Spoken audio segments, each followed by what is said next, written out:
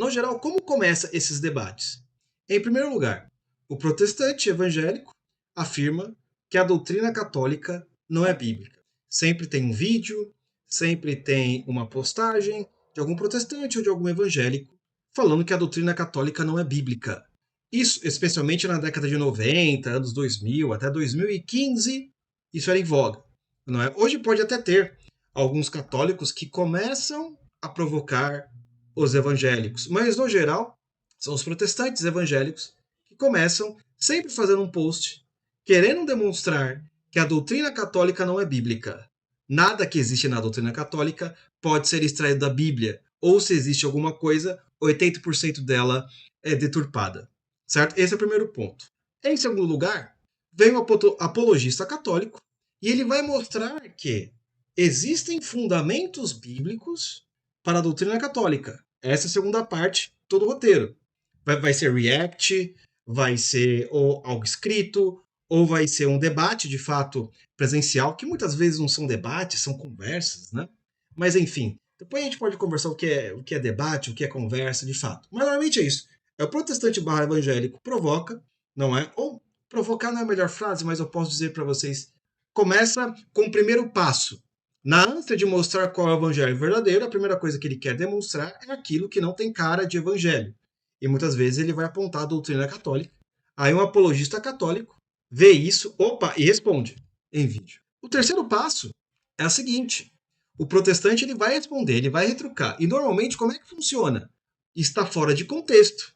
Você não está interpretando de maneira contextual. Você não está usando as técnicas hermenêuticas corretas, o processo de interpretação correto.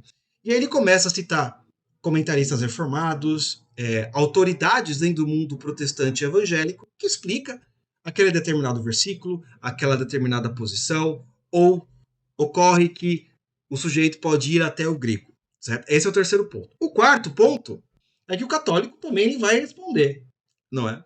E ele vai responder normalmente com autores antigos, ou da patrística, né? Os evangélicos barra protestantes chamam de pais da igreja. E os católicos chamam de padres da igreja. Os nomes não são diferentes apenas por ser o nome em si, mas existe um conceito diferente, não é? Nem todo mundo que está na era cristã pode ser considerado um padre da igreja. Vai ser considerado um padre da igreja aquele que, de fato, segue a tradição apostólica, não é? Mas depois a gente pode explicar isso melhor. Vamos ficar aqui no nosso roteiro para a gente entender melhor. Então, o católico ele vai responder os argumentos. Ele, inclusive, vai puxar, não é, posições dos reformadores, como Lutero, não é?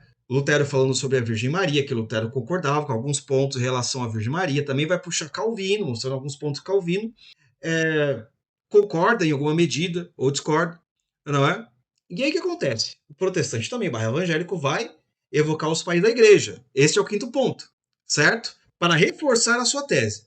Por fim, e último, normalmente, o católico ele vai apresentar o triplo de padres da igreja que concorda com a posição dele. Normalmente, pessoal, isso é o roteiro. Veja,